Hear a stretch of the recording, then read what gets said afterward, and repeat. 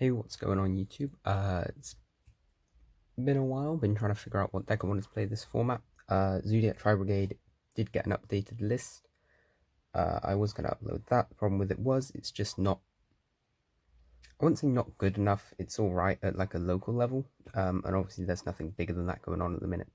The problem I had with it, it just kind of reached a point where it wasn't getting very fun to play, like it got very refined into a single combo line. If you didn't have that combo line, the deck kind of fell apart.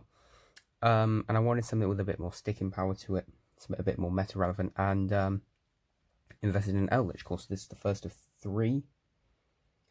I think, yeah, three Eldlich deck profiles that will be coming to the channel over the next few weeks. We've got Zoodiac Eldlich, Evil Twin Eldlich, and Magical Musket Eldlich. So if you're excited for them, or you're interested in any of them, do hit that subscribe button down below. It would really help out. I think my goal for 2021, we'll start with a small goal, just want to try and hit 100 subs. I think that would be really cool, just have like a small following. And share this video to anyone who might be looking for a profile. This is a slightly cheaper profile than what you may see. I know the Eldlich stuff is still really quite expensive. I know Eldlands are still like 20-25 quid each, but this is more allowing for people on a tighter budget, because this is what I've built under my own budget.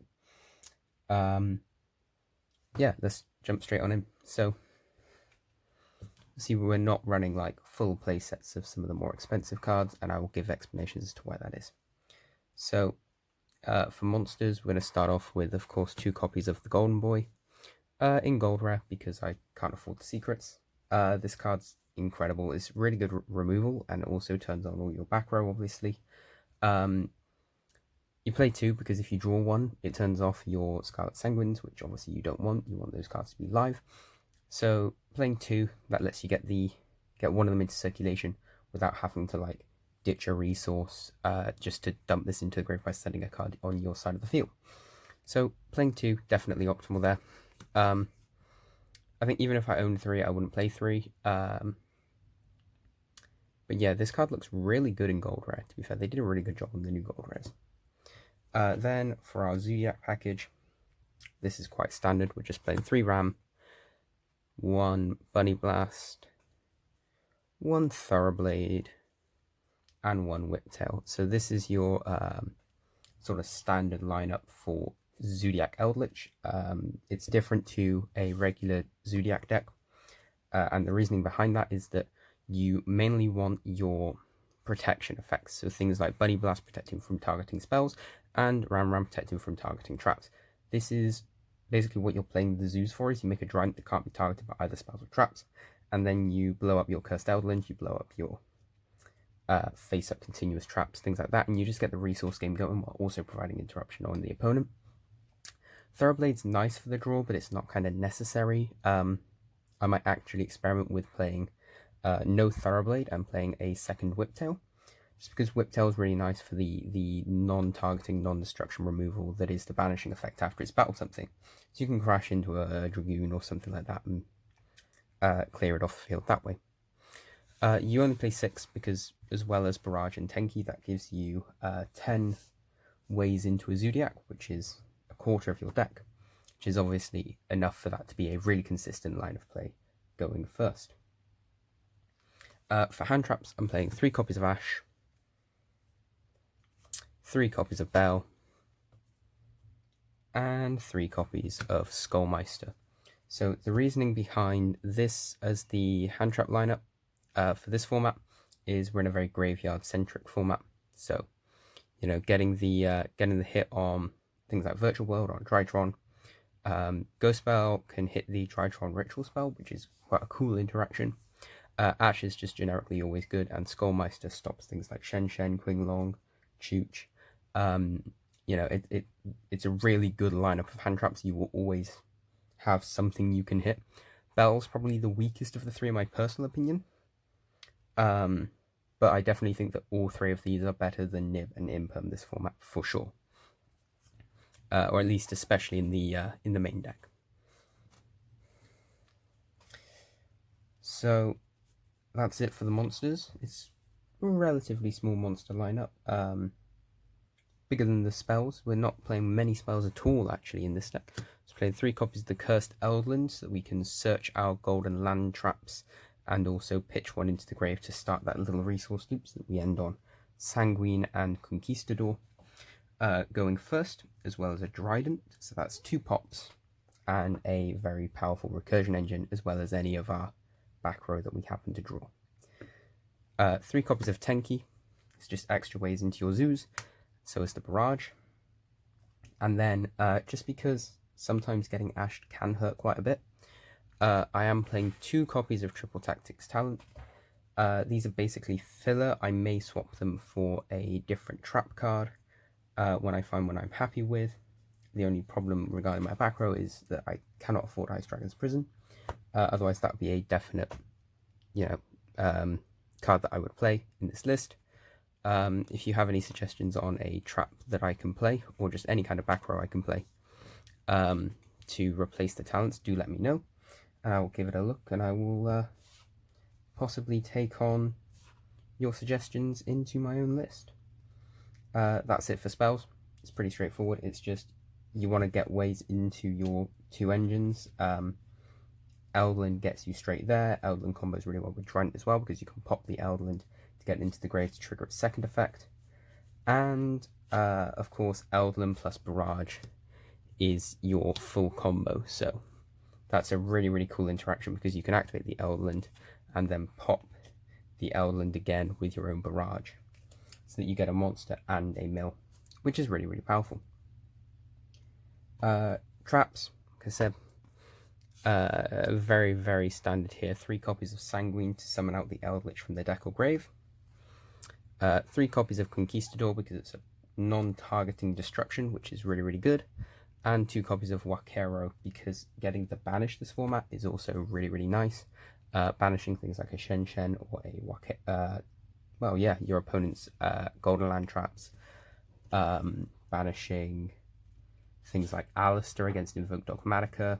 Banishing things like the Ben 10s, the Natashas, just any Tritron card. Like Wakero definitely has a place in the format. The reason you only play 2 is because it's kind of not as good as having that pop that you get off of the Conquistador. But you could definitely experiment with this depending on the way the format goes. Also, they're both level 5 lights when they are monsters, so that allows you to do some pretty nice things with the extra deck as well. Then the last 6 cards are just 3 copies of Solemn Strike and 3 copies of Solemn Judgment. This is subject to change, as I said, depending on what back row ends up being sort of the best this format. I'm considering Torrential Tribute. My problem with Torrential Tribute is blowing up my Zoodiac monsters as well, because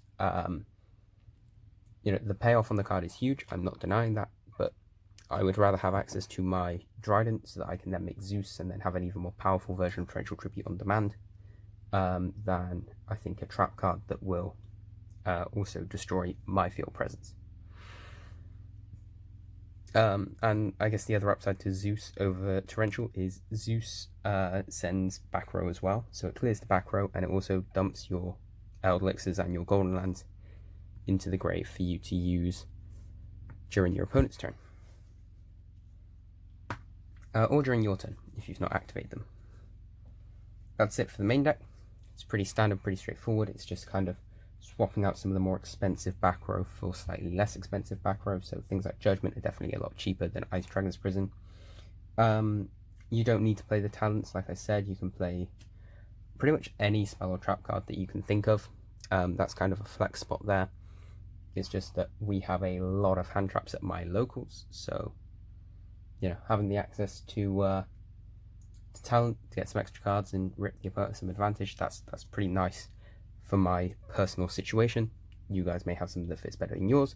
In that case, go ahead, play that. Onto the extra deck. Again, pretty straightforward. 1 Trident, because she is limited, otherwise you definitely max out on her. She's incredible. She gets all your plays going. She pops Eldland, she pops Barrage, she pops opponent's cards. Just having that disruption, but it also serves as like a combo extender. It's a really, really interesting dynamic that Trident adds. Then we're playing 2 copies of Chakanine and 2 copies of Tiger Mortar. This is because these are the ones that sort of net you advantage. So Chakanine obviously reborns a Zoodiac. Can't be used as Xyz material, but it can attack, and its effects are negated. But if you revive like a ram and then pop it with Trident, the ram will trigger because it's in the grave. So you can Chakanine bring back a ram, pop the ram with a Trident, and then the ram will bring back another Zoodiac, which then can be used as Xyz material. So you can bring back the Chakanine that you detach off the Trident to pop the ram, and then make a Vespernato when you have a 2500 beat stick that you've got them basically for free.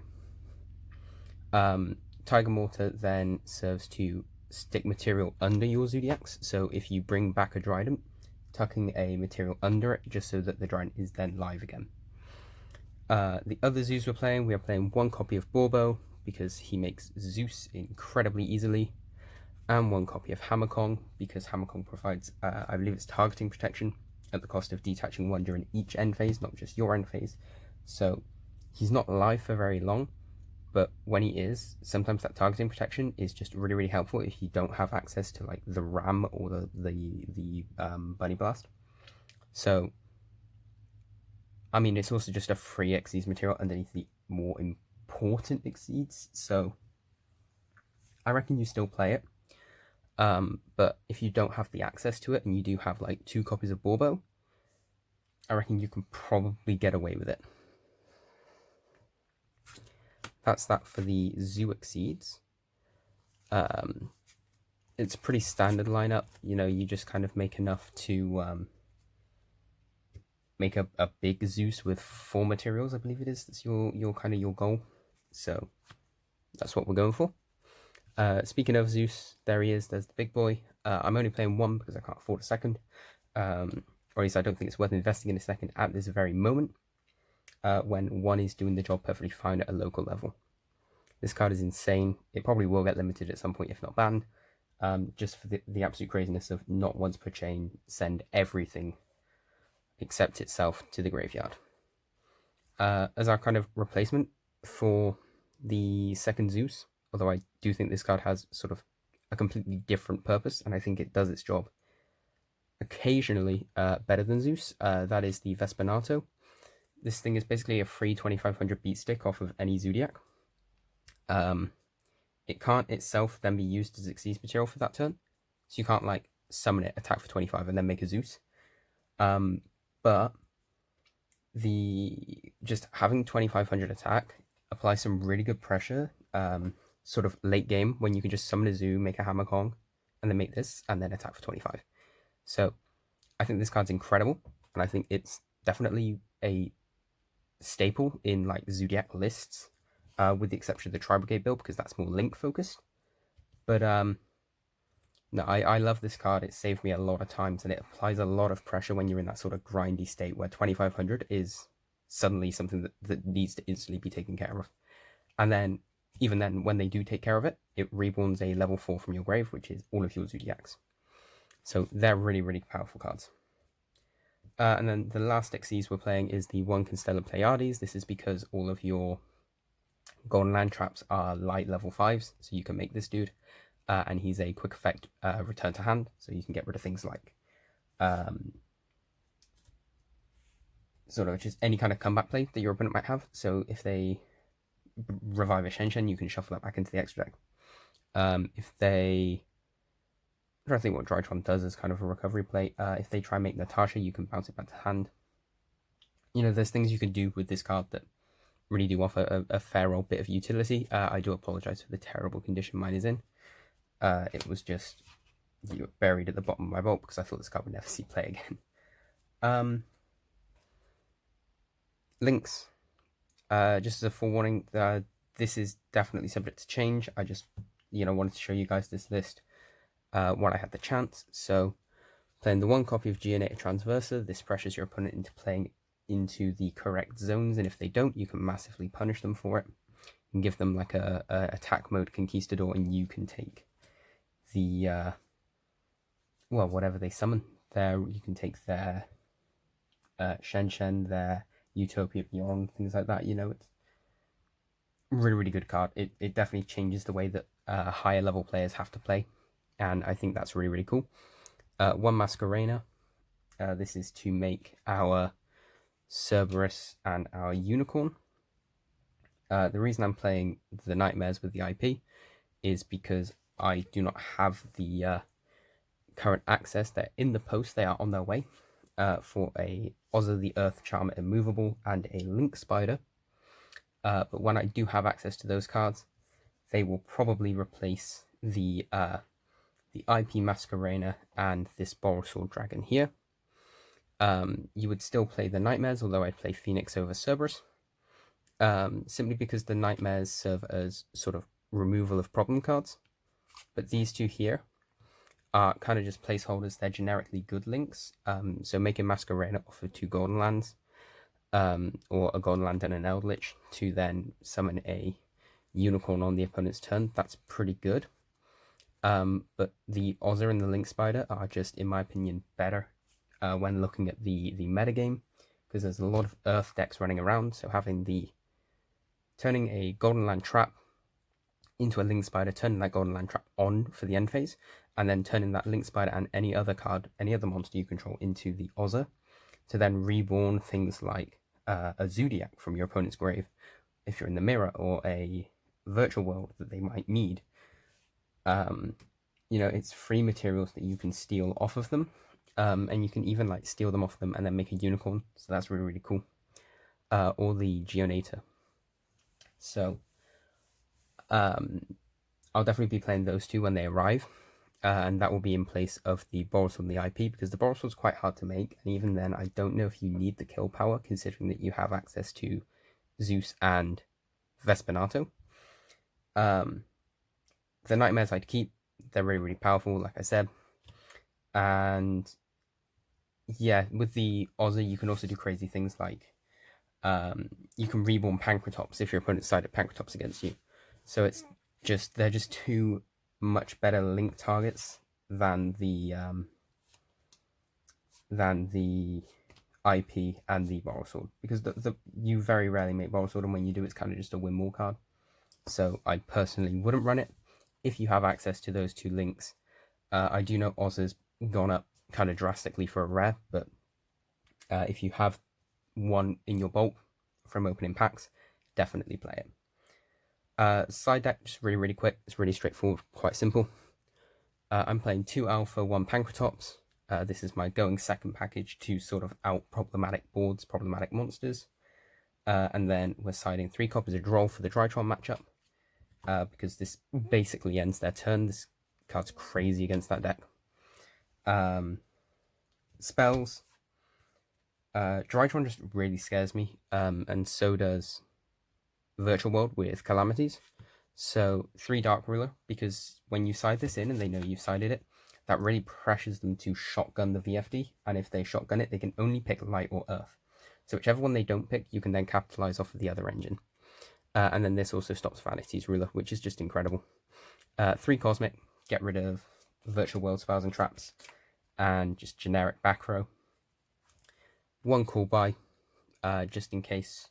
So if we're going first, we're against sides like 12, 15 hand traps, things like Rogue decks, things like Prankids, then you want the Call By just to stop anything kind of gross that might show up, things like Dimension Shifter, stuff like that. So yeah, I like siding the Call By, and it filled the spot alongside Imperial Order and Red Reboot to stop Virtual World spells, and to stop Ritual spells and Prep and all the spells that all the combo decks are playing. And then Red Reboot stops your opponent from Judgmenting you, Torrentialing you, if you're in the mirror against another trap deck. Reboot is, of course, really helpful. And that is it. That is the entire list. It's quite a straightforward deck to play. It's quite linear. But it definitely has that kind of flexibility that I was worried the Tri-Brigade list didn't have, because it was very kind of tight in its space. This deck definitely can alter the way that it plays, and I think that's really cool. And I love decks that have this kind of grindy capability, so definitely recommend you guys check this one out. As usual, if you do, let me know in the comments below. Like, comment, subscribe for more, share with a friend, and I will check you guys out next time with probably Evil Twin Eldlich. Peace.